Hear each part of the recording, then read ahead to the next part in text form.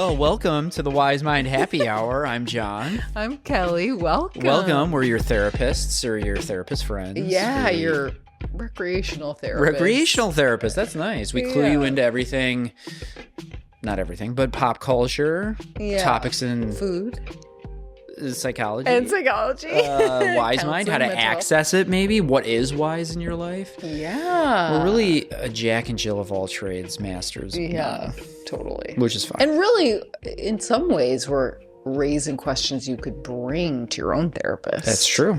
Because this is an educational and entertainment podcast only. But yeah. Is that someone's Spindrift? That is mine. Do you want it? No, I'm good. Did you hate it? I like it. But I don't need it right now. Okay. Sorry, continue. Continue. Okay, well, let's do a little checking in. Tell us what's new. Well, the most recent news is Spotify Wrapped. Oh my God, yes. Which, I don't know. Are you into it? I'm into it. I had forgotten that it was coming out. Because to me, it's like the end of the year does, as we talked about this last time, really creep up on you. Don't say it. I can't believe I can't believe it's Thanksgiving. It's already Christmas. Yeah. But really, like when I saw some people putting it out there on social media, I was like, oh, wow, it's Spotify Wrapped time already. It did feel a little early this year for some reason. Yeah. Is it always this early? I guess because it was just Thanksgiving, but I think it is this early. Did they always do the age thing? For No, people, that's that's new. So for people that haven't opened it, it gives you like given your listening taste, what your Spotify age is. Yeah. And so, I mean, huge reveal. I'm 67 years old. That's amazing. I fell out of my chair when you said 67. that. 67. Yeah. You're pushing 70. I'm basically about to retire. And we were kind of guessing that Steely Dan is largely the culprit. It's definitely one of the huge culprits, but also a lot of, I think one of my genres that's in my top 5, I'd have to go back and look, was funk. So I like a lot of funk music. The Meters. Love the Meters. But also like a lot of Motown. Yeah. Stevie Wonder, things like that. So I guarantee that really swayed the 67. Yeah, it's aging you number. up. But also the Huey Lewis in the News that I love. I love Huey Lewis. Tears for Fears. So good. A lot of 80s bangers in there, which is good. But you were, what, 12? I was 26. 26? Mine was 10 years younger than I am. Wow. I am 36. And mine said 26, which was funny to me until we heard what Josh's is. Oh, Josh, our producer. 16. Josh is a 16. Wow. She was just 16. Are we going to have your Sweet 16 party? Now we gotta. We could do Halloween or Halloween. Yeah, we could do Hanukkah / my Sweet 16. So we could do sweet Oh, 16 candles. Yeah. That's I mean, great. the fact that you're 16, the culprit for you is you're just every new band you're Yeah, I like new. clicking into, you're listening to their whole album. You are obsessed with knowing all the music. Yeah, and Which I guess that makes you 16. sure, I guess. I mean, they have a computer deciding this. It's not they haven't met me in person. True. 'Cause Right. I've got a But little you're 67 also listening in me to too. Steely Dan. You love Steely Dan. Yeah, but exactly. I think I listen to so much music they don't really know how to clock me, and I like 16. but I think I'm 16 more than but 67. I'm 51 years older than you.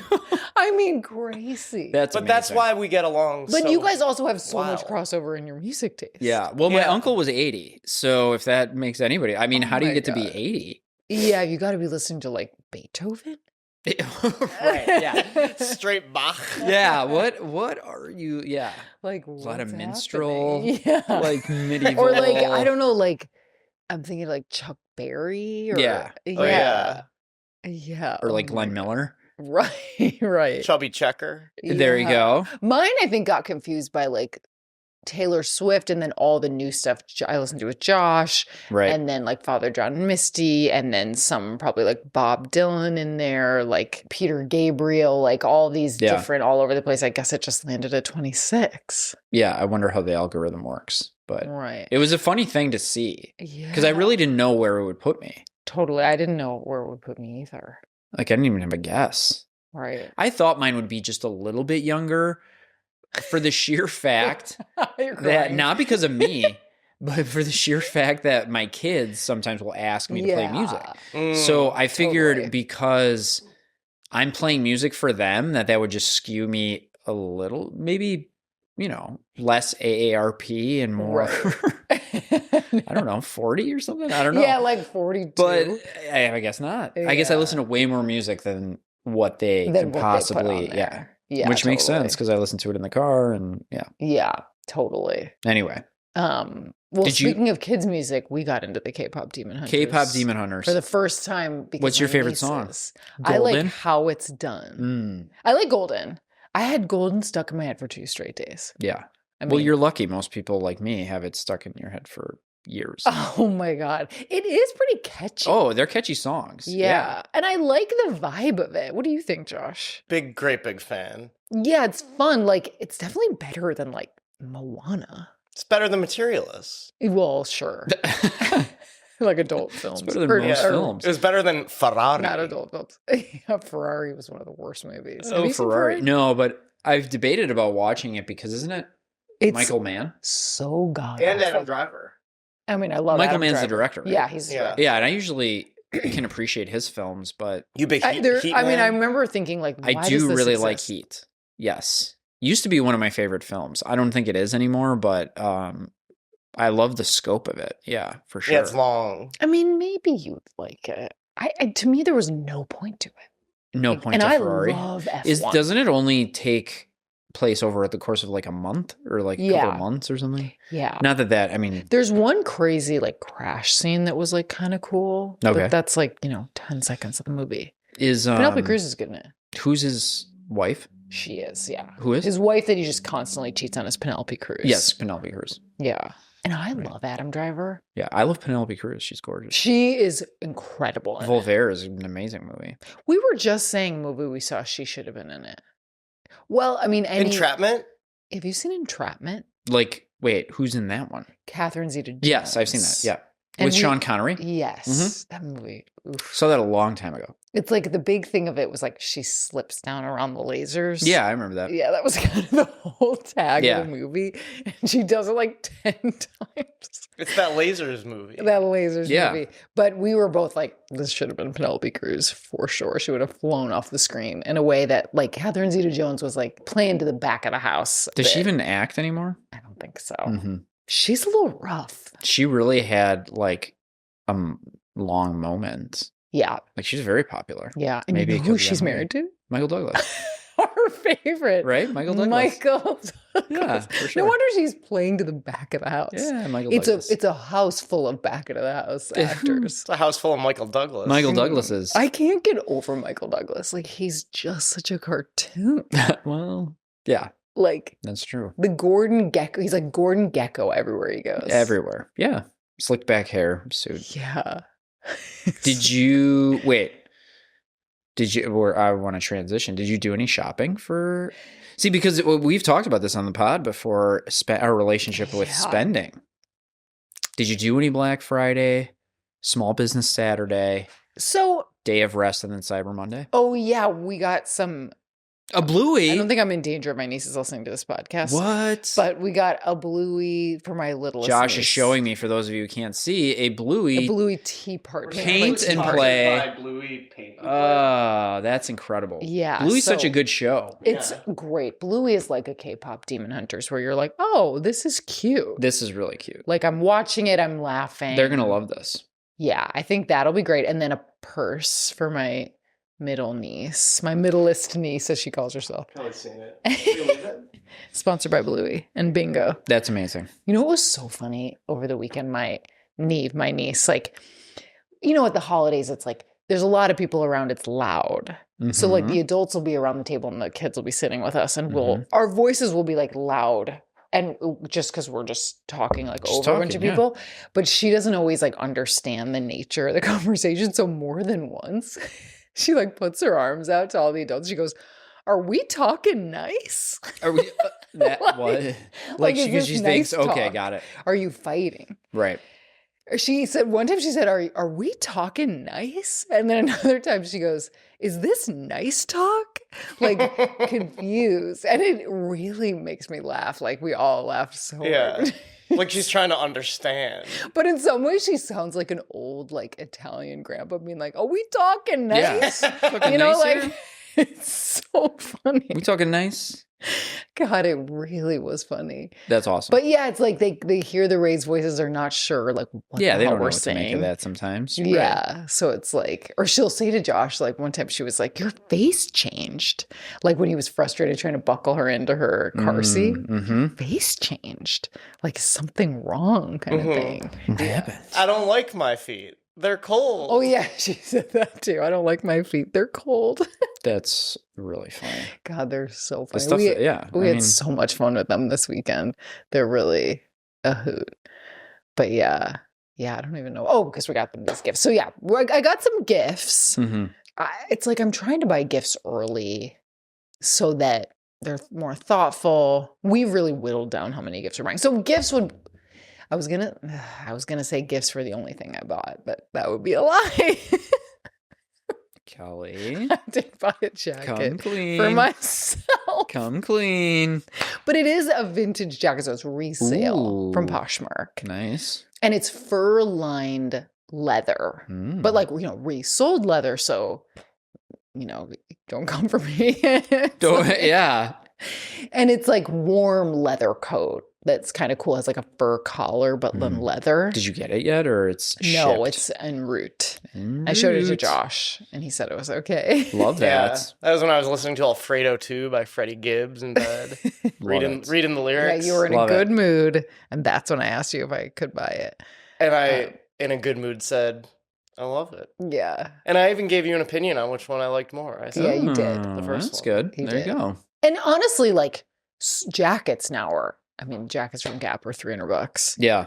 The ones that are not well made. Mhm. And I'm like, this is leather vintage. And Yeah. it was a pretty reasonable price, but it is a purchase that I made for myself. That's when good, I though. said that I wasn't Good for going you. to buy.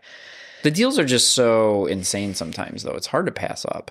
I know. Like, I got some long sleeve shirts from Old Navy. I think they actually gave me money for it. Yeah, Like, Old Navy can really give Old a good Navy is discount. like, I don't know how that place stays I know. in business, because it was like 60% off on top of like other Right? deals. So I was like, well, I could actually use some of these. Yeah. Did you get the shirts? Yeah, I haven't received them yet, but I think the total bill for like 6 long sleeve shirts was like $22 or something. Like it was just so insane that I how was like, can you I'm not not? gonna Yeah. pass this up, and I'll probably have those for years. So, Right. so I did get some shirts, and we bought, which this didn't work out that well. We did get Wes basketball shoes, my oldest son basketball shoes, because he's got his season coming up. They didn't fit the way he wanted. And so Sarah and I actually thought this would be a good idea, which definitely wasn't. Not a wise idea. We were in Milwaukee just the day after Thanksgiving, so it was the Friday, and we were like, well, why don't we just go to a local mall that's close to my parents' house, like in the afternoon, and just like return it? Yeah. Nightmare. So many people. So many people. Parking was a nightmare. I haven't been to a mall in such a long time. Yeah. Especially on a Black Friday. They had like the roped off outside of the stores. Yeah. Yeah. So people were like in line to get into the store. I mean, brick and mortar is back. Why? I think people are feeling. Are they worried about shoplifters? Why wouldn't they just let everybody in Oh. at once? I thought you were saying, why is it back? I think they Both. are. Why worried is about it like- theft. I think theft is a bigger thing Okay. these days. Because think about it, like CVS, how many things are now locked in Yeah. that stupid cabinet? So we were walking in like the mall like you would, and then there's like lines outside of the stores. Oh Not my every God. store, but That didn't happen at Old Orchards. I mean, is that a Milwaukee thing? I don't know. I haven't been. I mean, I don't. Yeah, I don't know. Anyway, we Or were a able to. Christmas thing. We were able to return the shoes, but I was like, man, That's this good. is lit. And we thought because we went in the afternoon, maybe all of the real diehards would have gone in the morning Yeah. to get all the deals and this and that. But it was Right. a zoo. It was an absolute zoo. Well, it's like there's almost no time because like early for the mall is like 11 o'clock. Right. That's when it all opens. And it's like people are ready to shop by then. So There it's, were- like, the whole day. There were lines outside the bathrooms. There were lines at Auntie Annie's. There's lines everywhere. The last time I went to the mall, I went with my mom. It was everywhere. We went into Sephora. It was a jungle. Wow. And I truly was like looking at these eyebrow pencils. And I'm like, because there were so many people, I think I was panicked. I'm like, I can't find the one that I want. So I called over. Of course I do this because I'm psycho. I immediately call over like an employee.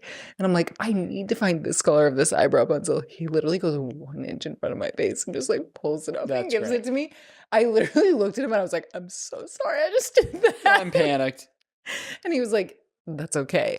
I just was like, how inappropriate. Like, what a Karen again. It reminds me of those clips of those like bridal stores that they like open the doors and it's like a stampede of people. Yeah, like a sample sale. Right. Oh my God. It was, it is crazy. I think people are shopping in person a lot more. I think there is more theft.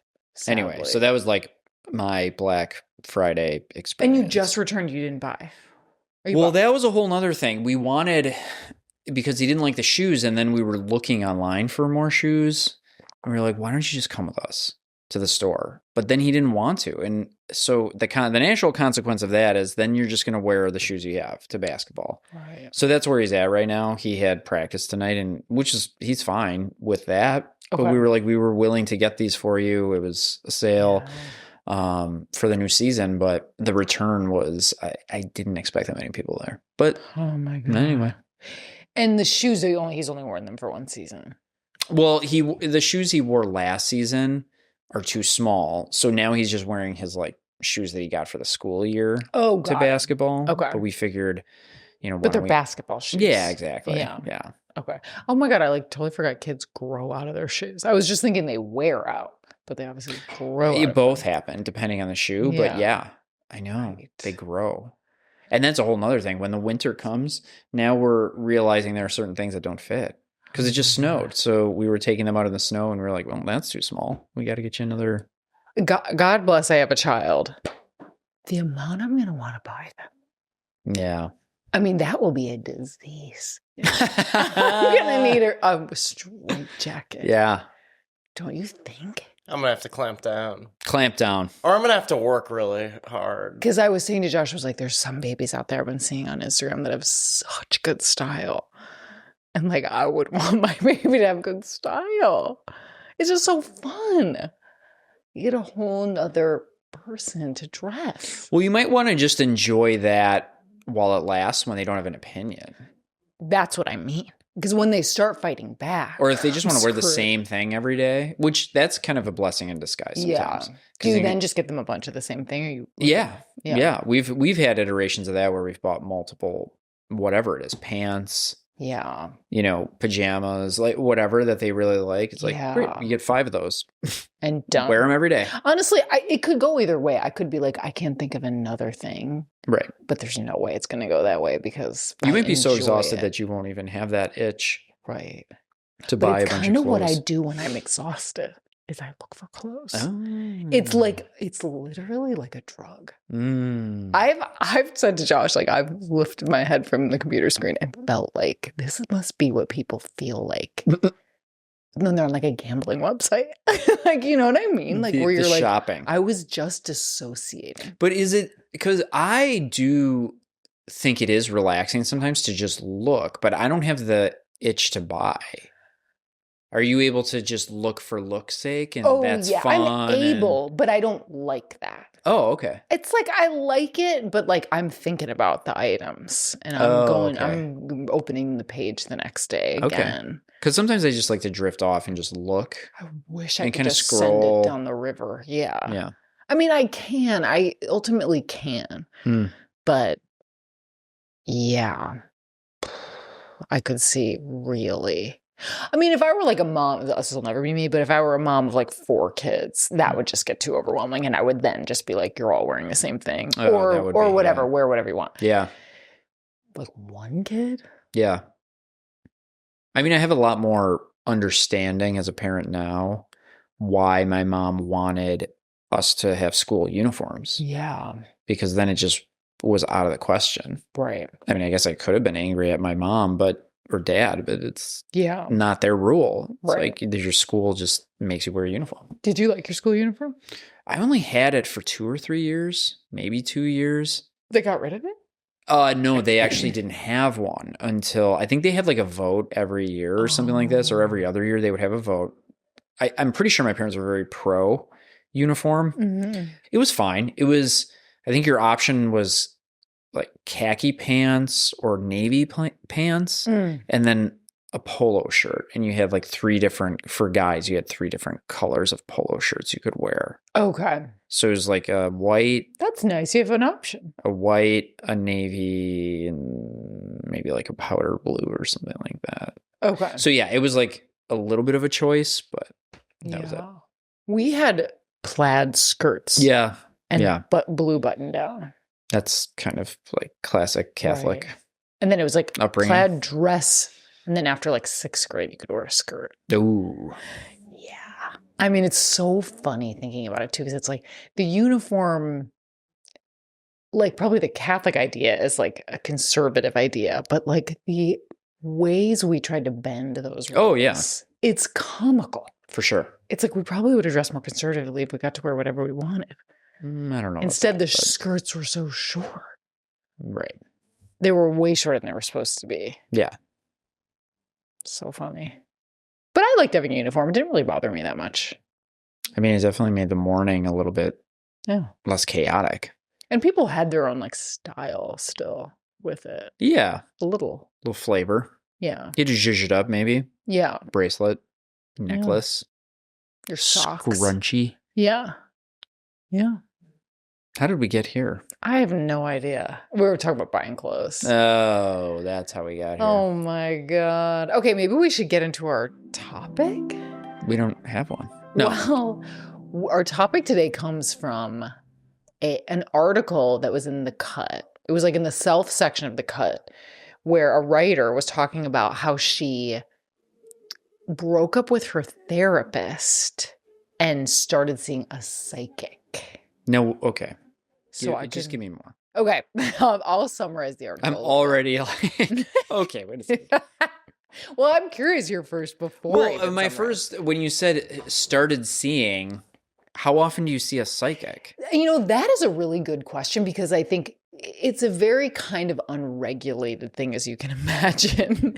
So I think you could see a psychic every day if you wanted. But I think a lot of people, have them on call. Okay.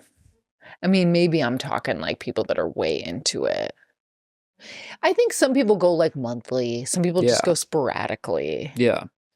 And like astrologers are a little bit different than psychics and intuitives, and mediums are another thing. Because I don't think there'd be a reason to see a medium every week. I mean, I'm just so curious the jump from therapist to psychic. Okay. So basically in the article, and I had like many thoughts on this, like being a person who's open to the spiritual in a big way and manifestation and all this stuff, I definitely had some like skepticism of some parts and then some. Are you okay? Yeah, sorry. I just had my phone volume on. I was researching psychic audio. Oh. No, I opened up my Instagram. Oh. Just trying to multitask. Scathing. I'm on the job. Responding to comments on our social media, see? Multitask. I'm working here. I'm working. Yeah. Why I am. John's just like about to break up with his 2 therapists for a psychic. Ooh, on Instagram. You're my 2 therapists. Yeah, I know. No, so okay, this woman, I had some questions about it.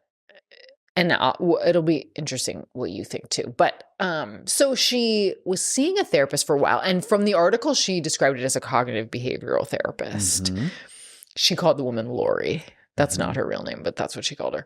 So she was seeing Lori for a while. And she was saying she found it helpful. And a main thing that she was gaining from it was a sense of like understanding herself, which of course, like in therapy. Right. But when she would describe their interactions, she was like, it was very like cerebral. And she described a lot of validation from the therapist, which is great. I wasn't hearing a ton else. And she was like, I found the work helpful at first, and then I started to dread every session and feel like worried I was not going to have anything to talk about. Oh, okay. So that kind of set off like alarm bells for me in terms of like when I have clients that regularly like, quote, don't have things to talk about. Or like if there's been times for me in my own therapy, I didn't have things to talk about, which is like happened almost never. And that could be for a lot of reasons. Like how I approach therapy, me as a person, I'm chatty. I probably really overanalyze my life a bit. But I've had moments where I'm like, oh man, I have a therapy session and I'm feeling good. I don't really want to unpack stuff. But that's happened to me literally like once in like 7 years. So, I mean, and often like then, secretly there is something I really need to talk about. And then I do when I have like a super profound session. That's my experience. But anyway, I'm obviously incredibly pro therapy. And I don't think that one replaces the other personally. But so she was having that experience and she decided like, I think that I could just feel like it was kind of like a relationship that was expiring a bit. She could kind of sense that. And I mean, I've sensed that with clients before. And kind of welcomed it with the client. Like this might be a time for you to move on to someone else or no therapy at all. No therapy. But so she sent her an email terminating, which I thought was interesting. I mean, it happens plenty of times. A lot of people don't want to sit through a whole termination session. But I don't know about you, but like you are sort of taught in school to really encourage a termination session. Just so you can really be more clear on like, is there avoidance happening here? Is there feedback for a therapist? Is there feedback for client? Are there things to notice even in the desire to terminate that are worth unpacking? But she sent an email and it sounded like the therapist was just like, all right, God bless, which can happen too. But I thought all that was interesting. And then she was like at lunch, what did she say? Pasta and martinis with a friend. So I guess it was dinner. You know, I love to talk about food. She's having pasta and martinis with a friend. And the friend was talking about his psychic. Okay. Oh, what was the woman's name? I think this was the real woman's name. Destiny. The psychic Destiny. And he's like, she has changed my life. Like she has transformed my life. And he was describing all these ways that she did. I don't think she detailed them in the article because I think I would have remembered them. But she was like, wow, like maybe I need to see Destiny. And she was saying that the only interaction she'd ever had with any kind of psychic before was when she was in her 20s in Chicago, actually. Shout out. She was at a bar and some girl like took her palm and read it and said that she had like a short lifespan. So she was like horrified and then was like really nervous to meet with this Destiny, but she did book a session.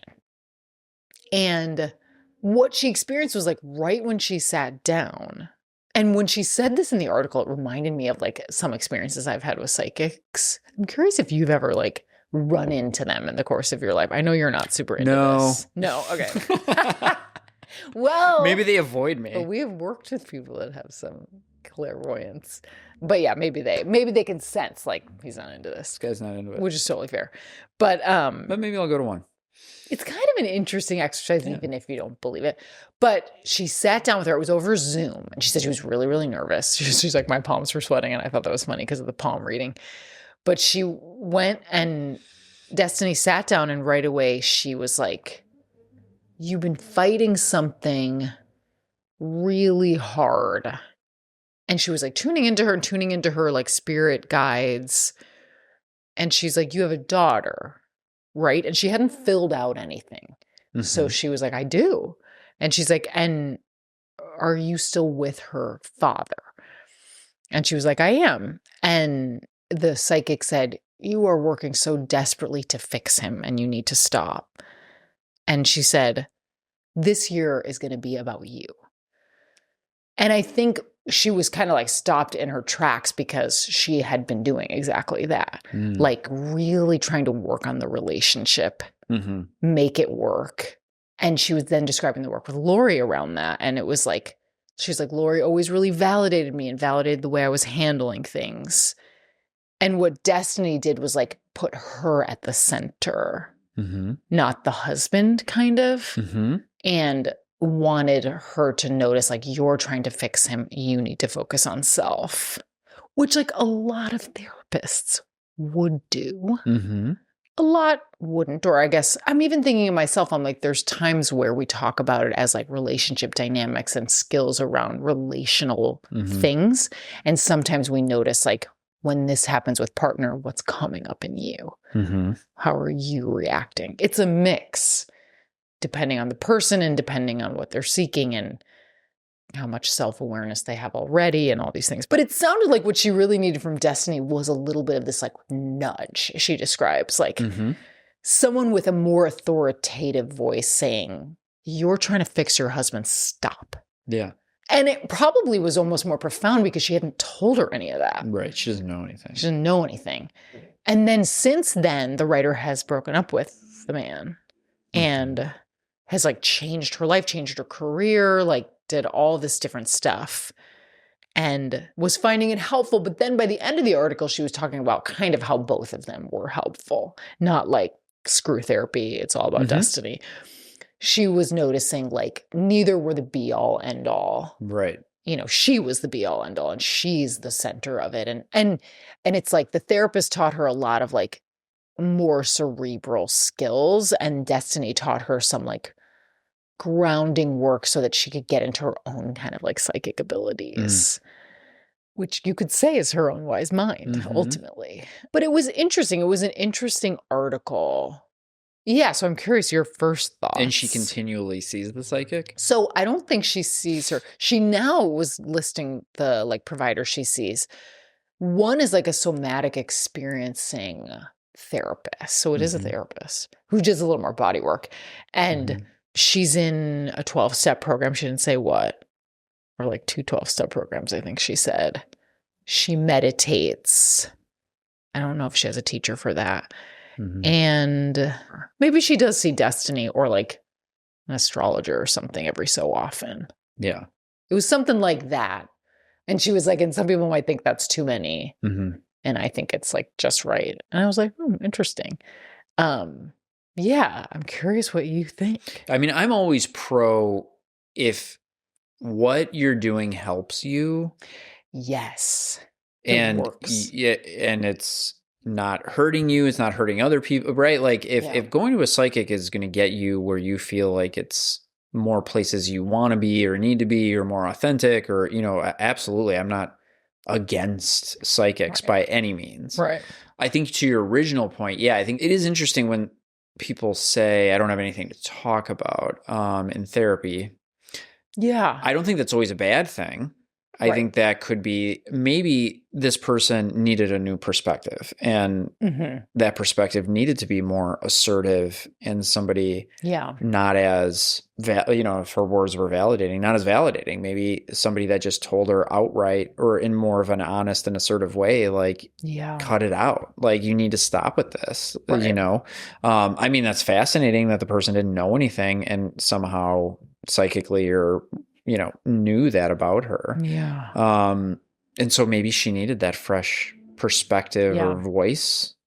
And whether that be from a psychic or another therapist or somebody, you know, because I do think we all, even as therapists, we have our own styles and sometimes that runs its course. And then I appreciate her insight of that was useful for a while and it gave me some things. And then maybe she needed something else. Right. But it's impossible really to tell exactly why, right? It would almost be too naive to say like, well, therapy was bad or therapy is bad. No. Yeah. Because I've gotten to that place. I think it happens in a lot of therapy relationships where you might get into like a rhythm that's not really that effective. Right.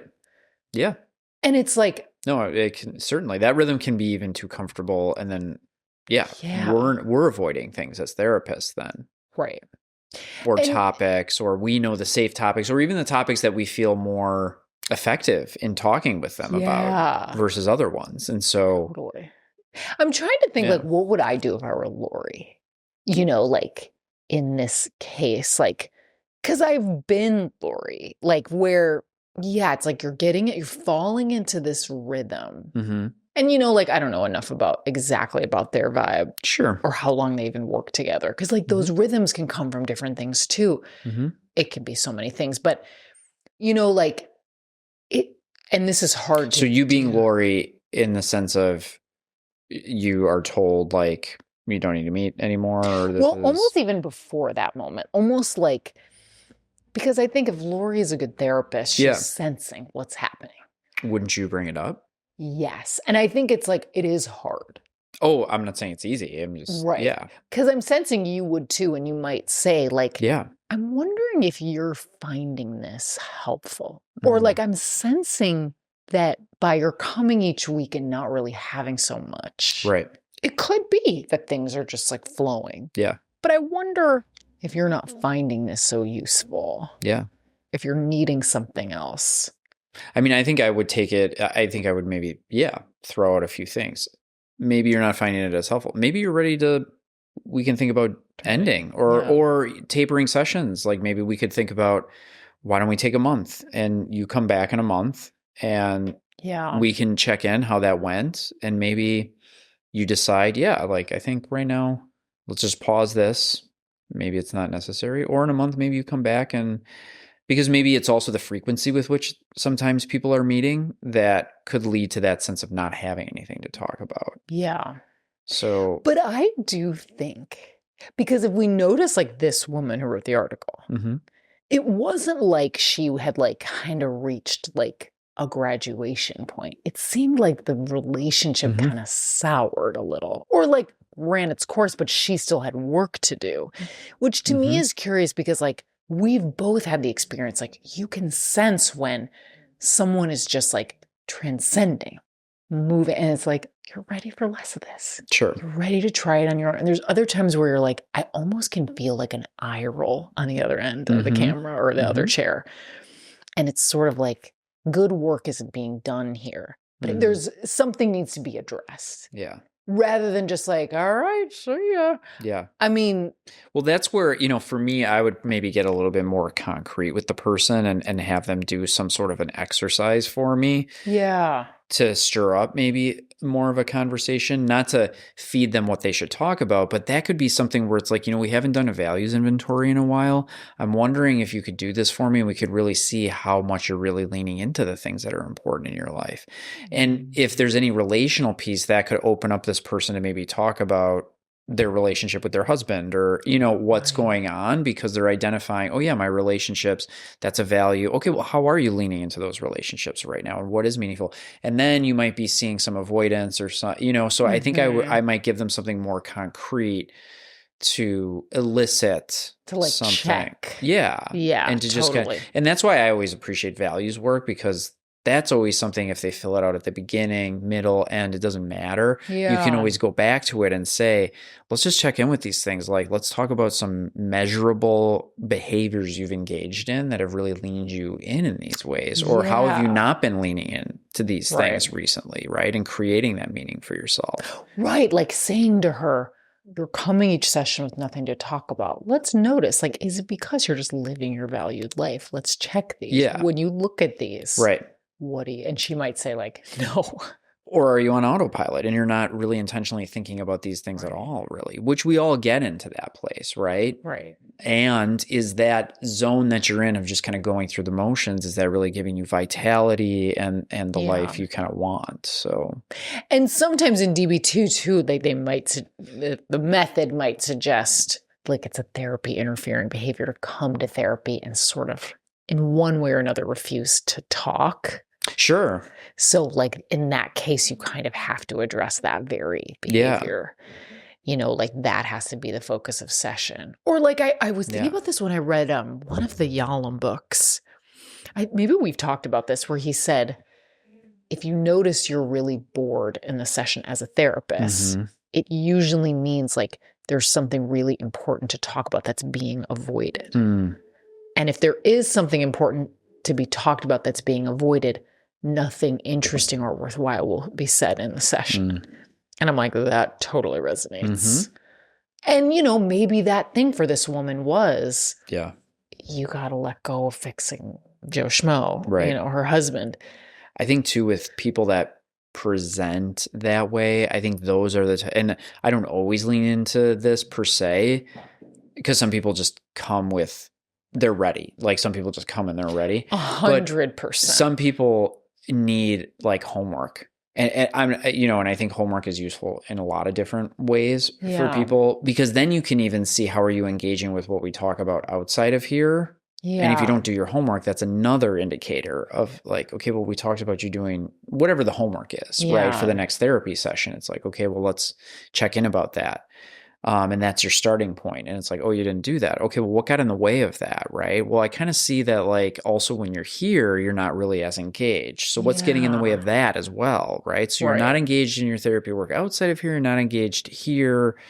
And I think that that's also a little bit of a jumping off point of the avoidance kind of issue, you know? Totally. So I think holding them accountable when they're not just in the session, and I think that's useful for everybody to have certain kinds of homework or what that could look like. But some people don't need that because, again, they come and they're almost like too good of a student and they're telling you what they like. I did all of this and I had this conversation and remember what we talked about, and I tried, and it's like, that's great, right? I love that. God, it's painful when you kind of have to call that but sometimes you got to rein that in too, right? When you're like, I'm noticing you're using this time that you're spending this much money on to prove that you're a good student to tell me. you're good, instead of letting me help you, or letting us together help you. Anyway, so I think there's a few different ways to maybe elicit before you move into the, well, maybe this has just kind of run its course, or maybe another therapist would engage with you in a different way, or and it's like, or psychic. I'd be so curious if like Lori was dreading their sessions too. Wouldn't that be interesting to know? We'll never know. But there truly are so many ways to go where you could almost get to probably a lot of the meat that Destiny got to. And I don't want to take anything away from Destiny, because how profound it is for someone who doesn't know you to say something that deeply resonates. It's the coolest thing. I mean, I ultimately really think that like the intuitive stuff and therapy to me are two totally different things. And I really do like both. Sure. You know, I'm not your average audience. Like I really do love both, and like growth and like spiritual expansion is like one of my number one values. So it's like, obviously I'm into that. But with the avoidance or like the not talking about, not having things to talk about in session, like it could even be interesting to say like, okay, let's notice you don't have anything. You don't feel like anything pressing. I wonder what it would be like for you to just talk and see what came out. Like, is there something almost like you're fearing would come out of your mouth? And that might be the very thing Destiny might be able to just like laser in on, which is still way cooler to be Destiny and like zero in on it. But even what we're talking about is a little bit of some sensing from the therapist, some intuition, right? Like some definitely of the therapist's wise mind. But you know, it made me think about, because I do both of these. It made me think about like, I've had like different like run-ins. I feel like I was working at the office and I told you this. We were sharing an office and I was in an Uber. A psychic run-in? Yeah, it was the driver of an Uber. I was like leaving a birthday party. I was single. Tell me more. I don't. And it was this guy, I believe he was from India. And it didn't happen right away that he like started talking about it. And it didn't freak me out either. Like, you know, so easily it could be like some creepy guy in an Uber. It just did not feel like that. He was like, is your birthday coming up soon? It was something like that. And I was like, oh yeah, it's this week. And he was like, oh, I kind of could sense that. I think he said, I'm kind of an intuitive. And he just goes, he looks in the rearview mirror and he goes, do you mind? Like, do you mind if I kind of do you mind if I got intuitive share? Right now? And I was like, sure. Like I'm into that. And of course I was already like, well, even if this is crazy, it'll be so interesting. And he didn't creep me out. And he was like, you've been through a lot of hard things. And I was like, yeah. And of course I'm like, this could apply to a lot of people. I was like, yeah. And he was like, and you're still going through them. And that I remember like kind of hit me, because I was like, really, definitely like some things with my health, some things with dating, like, you know, like pain, big time pain. And I was like, oh, it felt like a I was actually being kind of like read. And then he was like, he took his hand was like in a fist, and he's like, you have so many people in your life that love you, that really love you. Mm-hmm. He's like, but with all of them, you're like this. And he held his fist like tight. And he's like, and you need to be like this. And he opened it. Mm. And I was like, again, this could apply to so many people. Mm-hmm. But I was like, it did really apply to me. And I was like, and then he gave me this practice to do when I got home. Wow. It was like light a candle. He said it so fast, I didn't do the practice because I genuinely didn't really hear what he said, which is too bad. But he wanted me to do this practice of like connecting to myself. And then he was just like, bye. Like it really did not feel creepy. And I was like, it felt like a real thing. And I thought a lot about that afterward, that like holding the fist tight and opening it. Yeah. And like to me, that experience is so different. I mean, I would have that experience and then go talk to my therapist about it. Right. And we would draw from it what was meaningful, what was resonant in that. What did you notice in yourself when that happened? It felt so different. But then I also I think I also was working with you when I went to get a past life regression. No, I remember that. I don't remember the cab so much. You don't remember the cab. Okay. But also, there's a 50-50 chance I just kind of glazed over when you brought up a psychic. But in the office, I'm just saying, when the manifesting things come up. Totally. Well, but the past life regression, yes. So like I did one on my own, and then I also went to a place. And the one I went to, like I couldn't get into it. Mm-hmm. The woman had me, and I had heard she was like the premier past life regression person. It was like my 32nd birthday or something. And I like to do stuff like that on my birthday. At least I used to. She like brought me down to the basement of this like chakra shop. It's like over there on Lincoln. You know that McDonald's on Lincoln and Western, like the one that's yeah. It's like right near there. Oh. Yeah. I'm sure I've seen it. Totally. It's called the chakra shop. And she brought me down to the basement, basically to like this like rickety old hallway. And there was like a table there. And she's like, lie down. And I was like, oh. No, thanks. Like, put my purse like anywhere and just like lay down. And she was like, kind of like, go into your past life. And I was like, what? Like, I couldn't, there was no like, I almost was like, did she forget about this appointment? And she's like rushing me through it. Interesting. I was trying to give her the benefit of the doubt because I'm like, I heard this woman was good. And like, this is really bad. Just like, I can't just go into a past life. Like, you're going to have to guide me. What does it mean?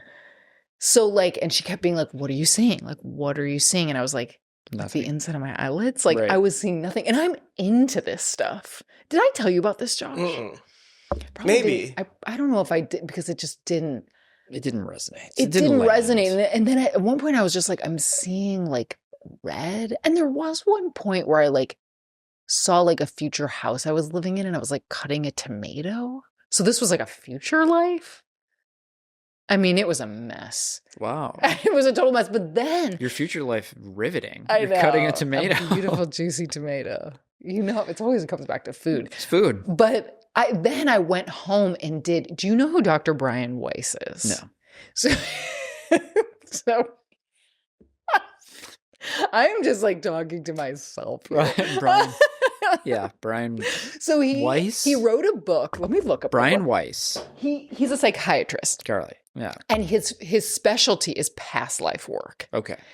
Because he like stumbled upon it with a client. He was doing basically like, like young childhood work. Okay. And then the person suddenly was like, this is a past life. This isn't my childhood.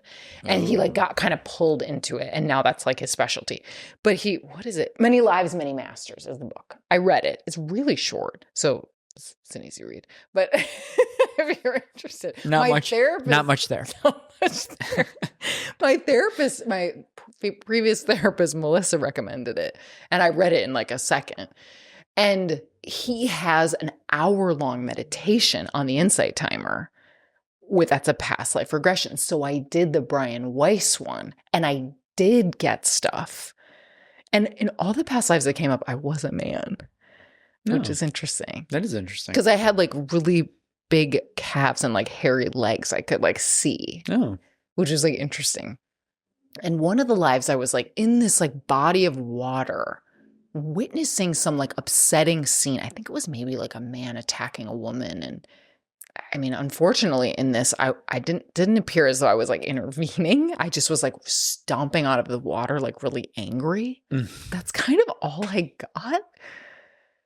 I don't even know what that means, but that's what came up in the Brian Weiss one. Wow. I mean, people get these really elaborate narratives and stuff. Like, that's really all I got. And I was wearing like a dress, like, you know, like almost those dresses in like Jesus times, you know, like sandals and a dress, like Roman Empire or whatever.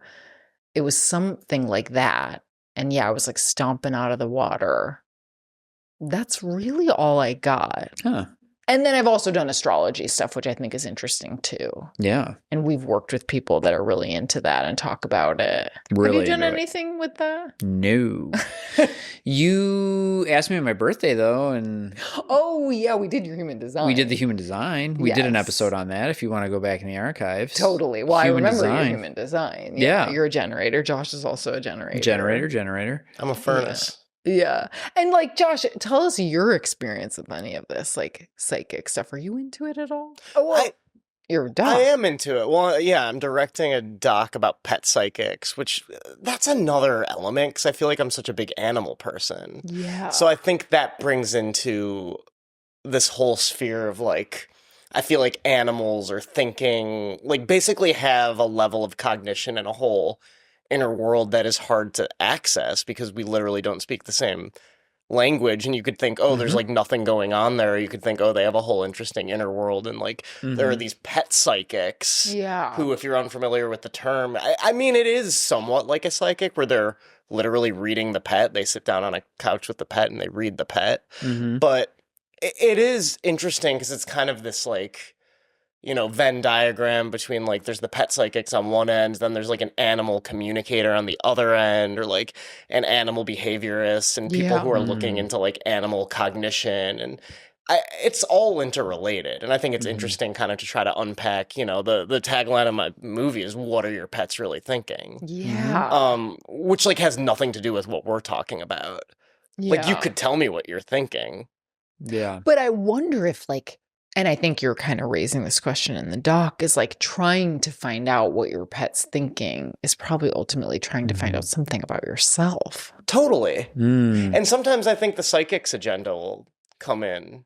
Totally. Yeah. And I think there's a wisdom in just like applying some new practice to your wise mind, like kind of taking a new lens to yourself and to your story. Just feel, you know, if you have the money to spare, like, feels like a wise thing. And a psychic is just yet another lens. Like, could you move from a psychic to a more run-of-the-mill therapist and like get a lot out of that? I mean, I'm sure. No one's moving in that direction. But the thing about the psychic too is there's a version of it where the person is still avoidant because they want the psychic to just tell them to do it. Yeah. Because that's initially when you told me about like the article. Yeah. Which it doesn't sound like it was, you know, it got you to read the article. It's not like she like left one and then was like, oh, psychic, yay. Like the psychic is doing it. You know, there was like probably more balance than there was a middle ground between all of it. Yeah. And the way it's described though is, I was dreading it. I didn't have anything to talk about. It's almost like you tell me what I should be doing, you know? So that to me is also an avoidance. And I think there's something to be said. Maybe, I mean, I don't know enough, but what would it be like for you to say some of these things, to actually come with your own agenda and step into your self-worth, dare I say, or really own your story or your values or the things you want in your life, as opposed to somebody telling you or you know, the things you need to change. Right. So, well, it makes me think even too about like people who, because the psychic doesn't care what you think necessarily, in the sense of like they're telling you what they're reading from you. Right. I've never been to one. Yeah. But it's not as much of a discourse or interaction in that way. It's more of a, okay, maybe you share a few things, but then they're kind of just telling you, right? So it does kind of take the responsibility off you. Right. You know, coming in it's vulnerability in a different way, right? Because you're allowing somebody to kind of tell you what they're seeing, which can be probably, my guess would be really uncomfortable. Yeah. In certain ways, but I don't know. Yeah. maybe there's like, I want someone to kind of do it for me, to tell me what to do. Yeah, and that doesn't mean you're going to do it. It sounds like she made some real change in her life, and that was really effective from what you're saying, which is great. Right. And maybe that's the push that some people need. They just kind of need that. This is what you need to do. Right. Not come to that to your own, from your own insights or gentle guidance or something. Right. I mean, it also could be the people who prefer kind of like a life coach to a therapist. Right. Or even like a religious figure. Right. Like a Bhagwan. A Bhagwan, a guru. A guru. And you know, like an Osho. A guru. I love a guru, but like I would never follow them to a T. So then it's like, I don't love a guru. An Osho, yeah. Shout out to Wild Wild Country. Wild Wild Country. One of our early podcast apps. Most listened to episode.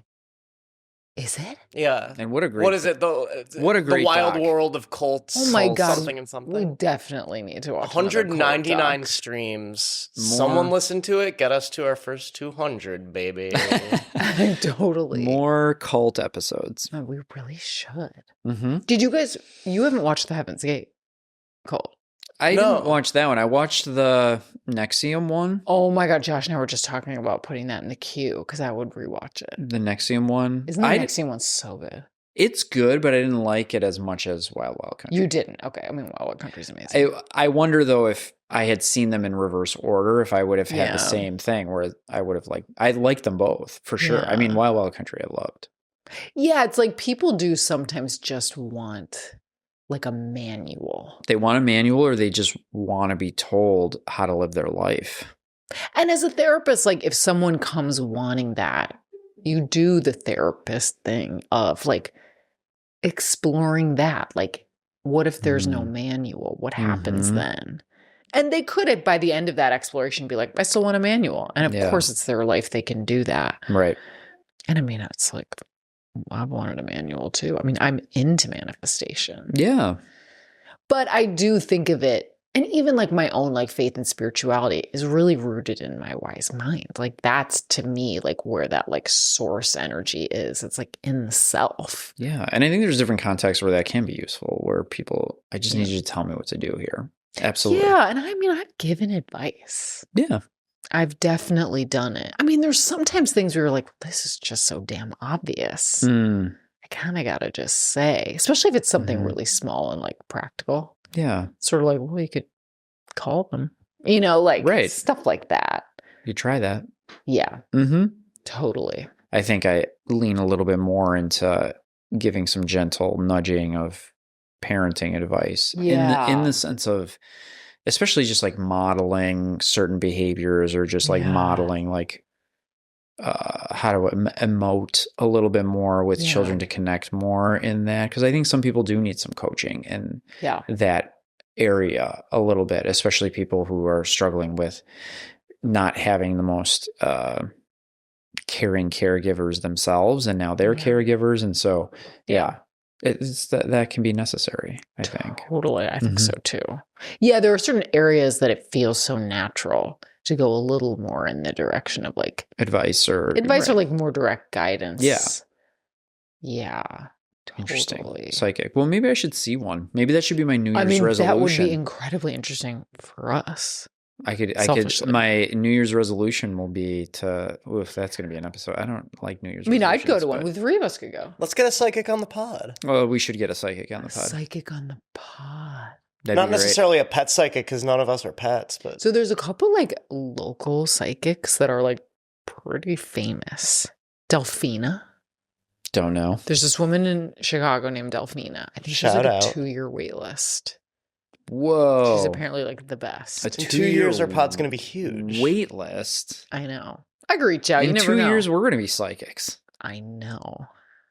Literally. I also saw an astrologer and she was so great. I wonder if she moved away. She had the coolest apartment. I mean, literally, it was like, should have been in Lord of the Rings. It was so cool. In Old Town in Chicago. It'd be funny if you like saw that person's apartment and it was so cool, and then they were like, I'm not really psychic. I'm just in it for the style. Yeah, I just have this apartment. I'm just like in it for the look. I put out a shingle. I'm not really a psychic. Yeah. It's kind of like the way it sounds. I mean, I feel like we could have someone like that on. It was so that'd be great. interesting. I'm curious what you all think. Like these kind of like mediums, psychics, intuitives, mysticism. How does it factor into your exploration of yourself or your therapy even. And how do you blend the two if they are blended? And I think Lori was not so open to the psychic stuff that like the client would bring in even before she met Destiny. And I also think sometimes it means you need a therapist who is more open to that stuff. Yeah, I mean, if someone came to me and I'm super into that stuff, so we go with it. Now if someone was like super conservative religious, maybe could be challenging, but could also be not. Depends. So don't break up with your therapist just yet for psychics. Please. And maybe an adjunct? Yeah, maybe an adjunct. You may ultimately make the transition, but it can be thoughtful. Or have that initial session and see how it feels. Yeah. Or reading or whatever it's called. Download. Wow, interesting article. Yeah, totally. It was interesting. Oh, we didn't come up with a how wise is it? We do have one. Ooh. How wise... Am I saying it? Yeah, why not? Totally.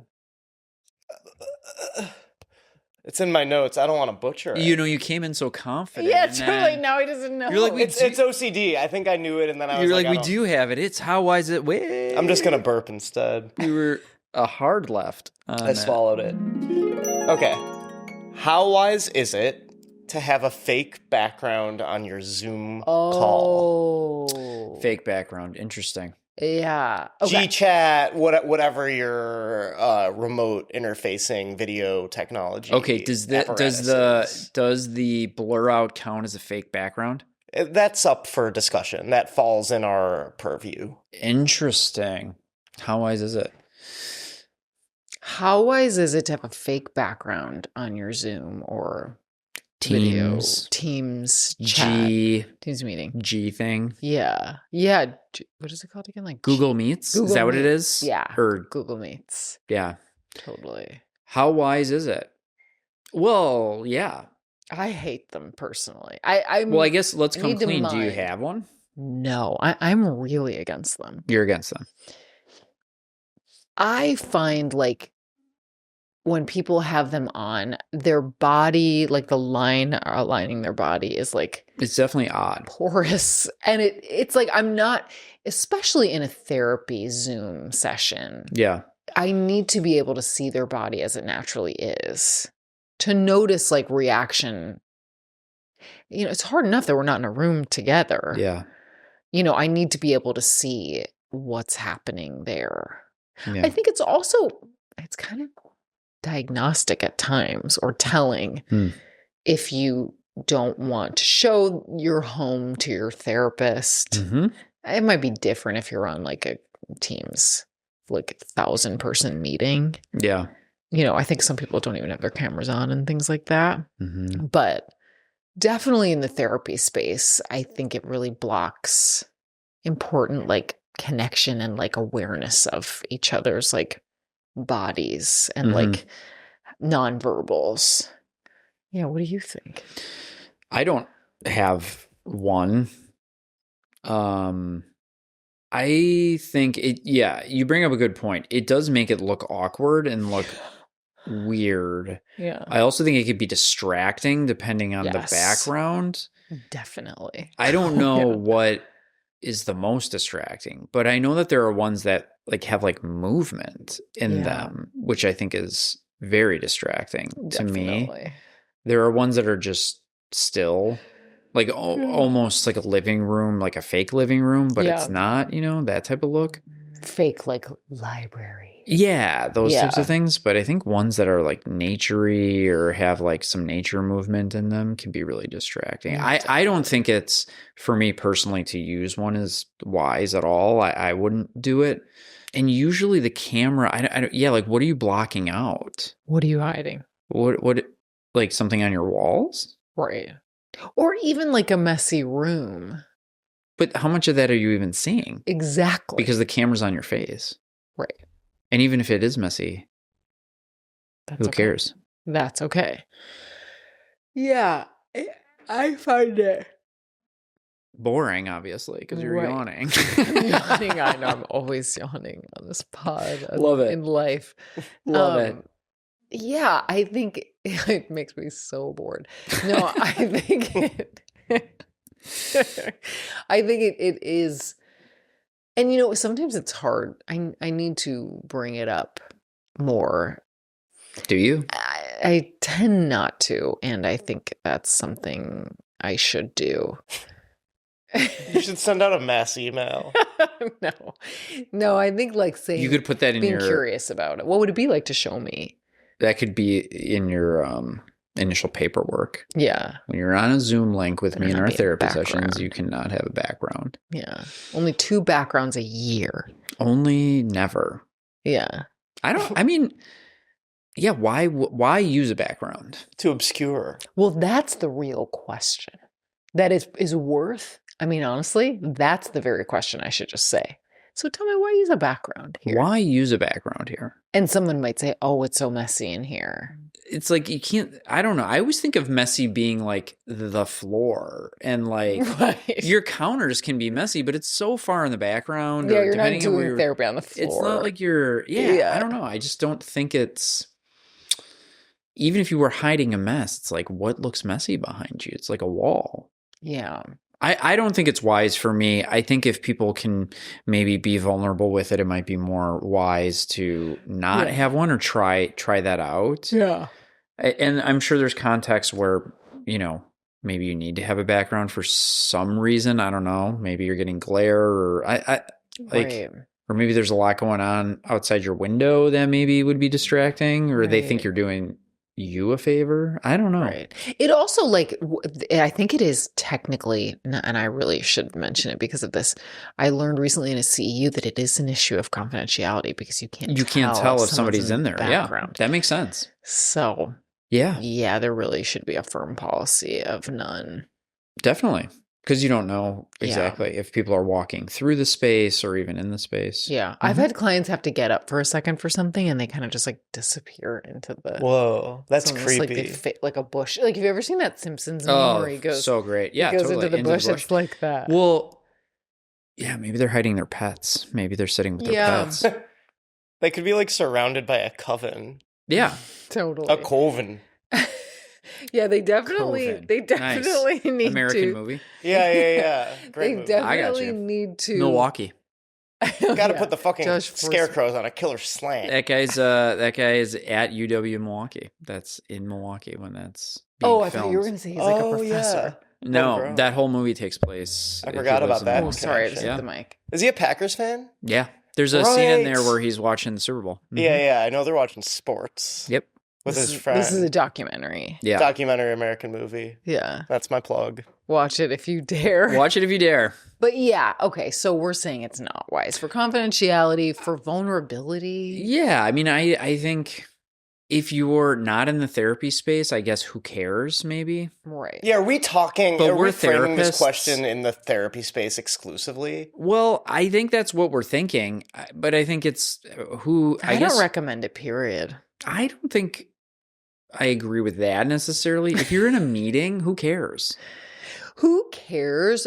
But, I'm always thinking about, like, in any space, like, what is it to really connect your self-worth, to embody self? It's to be authentic. Show your background. Telling everyone I live in this beautiful library, it's a lie. But what if you're in a space where people have seen your background before or your real living space and you're just like, who cares? I'm just going to put this up here. Like, but then I think you wouldn't bother. For novelty, to play around with it, sure, right. It'd be fun. Yeah, maybe play around with it, but that's, for a minute or two. Because you're bored in your meeting? Because Kelly's yawning. Not you. I'm saying like because someone would be bored. I just think the therapy's different. I was speaking more to the therapy space, maybe not so wise. Other spaces... To me, it doesn't bother me as much, I don't think. Okay. Even if their body looks like a ghost in half of it, doesn't bother you. It's probably a one-off or something. It's kind of disconnecting. They look fake. Yeah. No, that's true. And, you know, the screen is already disconnecting enough because you're in a screen. Right. So. I mean, if you could get a background in real life, that'd be just kind of cool. But on the screen, you're just walking around. I'm sure they'll have that, like Google Glass or something. I was in a meeting once where somebody put, this was kind of funny, and I laughed at, somebody put the background of like a weather map, almost like they were like a meteorologist. Oh, that's kind of funny. That was kind of funny. Yeah, there's moments where you're going to laugh. Where it's kind of like, oh, that's funny, because they could like point and be like, yeah, totally. But that. I don't know. I was thinking to your question, I was thinking therapy space, not really wise, but other spaces maybe. Yeah. Not that it's wise, but I guess I just don't care as much. Yeah. Okay. Fair enough. It's neutral maybe in some spaces. Neutral. I tend to think it's unwise across the board, but I'm curious what you all think. Josh, what do you think? I'd skew unwise across the board. Yeah. Because if really what they're doing is obscuring and diminishing human connection, in what setting is that good? Yeah. Okay, how about this? I'm going to throw a wrinkle in this now. What about people who put up their own physical background, but it's not a digital one? Some people hang like a sheet. Yeah, we had that in the pod. Right. That's obfuscation. I thought that was pretty strange, to be honest. Okay, that's what I'm asking. But would you rather that than digital? Same thing. It doesn't matter. But then you might ultimately be putting in because you made a big deal about the movement thing. So the digital's out of it, and the movement is. So wouldn't you prefer just the sheet? Well, I think the ultimate purpose of that sheet was to put in the guest's book, like a picture of it that was to be put in later. Absolutely. But I'm also, I think that there's people that maybe just put up something just for like a background. Yeah, just to kind of, I mean, it's similar to just like putting your computer like against a wall, or like, putting yourself against a wall. Or closing your blinds. Or closing the blinds, yeah. I mean, that's of course fine. A sheet is an interesting choice versus just like a wall that's already there. But I suppose some people maybe don't have access to a blank wall. But it doesn't need to be blank. It's interesting. Yeah. Can it be wise to hide your identity? To play hide and seek. I do think in some workplaces, the less the better. Right? The less it could be deemed unprofessional. The better. That's true. Yeah. To like see my background with all the clutter and my like posters. I'm gonna stick to my guns here. Yeah, I know, because now I'm like second guessing it. Like what if you're someone where it gives you like so much anxiety for someone to see your background, and you're on a work call and it's just going to distract you the whole call. And if you blur out your background, you can kind of like be less self-conscious and more focused on what other people are saying. In the short term, I think, sure, you got to get through a meeting. I'm yawning again. Are you okay? You're just really bored because we're talking about the screens. I just yawn a lot. I think there are people who biologically just yawn a lot. Okay, you're just making that up right now. But... I think I'm a yawner. I think I'm a classic But there yawner. are people who there yawn a lot. There really are. That's so great. Are you a yawner? Text us. Text us if you yawn. Yeah, if you're in the community. The yawning community? Help me out here. We're fostering a tight-knit yawning community. Yeah, I really do yawn a lot. I do. And it's like, I'm tired, but it's not like I'm like dragging myself through life. Like, I think I'm tired the normal amount. Well, we've done a lot of heavy lifting in this pod, so it makes sense. We've kind of run it. Yeah. We've run this. And I've had a full day of work, and I went to the dentist and got 2 fillings. Ooh. That's exhausting. And kind of just laid there, but not a hair out of place. Exactly. So no wonder I'm exhausted. Incredible. All right, that's our app. We did it again. As usual. Yeah. Okay, so yeah. Yeah, we did it. Winning. So if you want Have you watched that Charlie Sheen documentary, by the way? No. I watched the Josh first episode. worked with that director. Oh, really? I worked with the director. I watched on my the first Demons. episode. I gotta watch the second one, but oh my so God, good. We need to watch it. Did you like it? I mean, it's pretty interesting. Just kind of some of the shit that he went through. He was invited to our wedding. The director. I was gonna say Charlie Sheen. And we invited Charlie. And Charlie. Anyway, Winning. Where can we find you, Kelly? Yes, you can find me at kkpsychotherapy.com or on my Instagram at Kelly Kilgal, Kilgal. Or Kelly, yeah. That's my Instagram handle. Yeah, I was getting confused for a second because I'm such a TikTok queen these days. You can find the pod on TikTok at WiseMindHH Pod. Check us out there. And how about you, John? You can email me at buttsbutz.jonathan@gmail.com.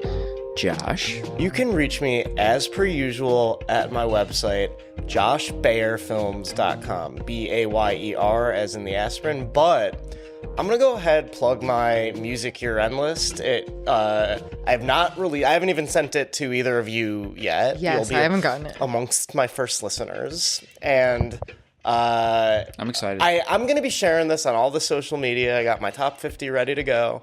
I got a playlist ready to go. 50 songs on Spotify ready to go. You can DM me. Are you ready to go? I'm ready to go. You can send me a personal DM at my Instagram, which is at not quite a bear, but BEAR. I know I'm being super confusing.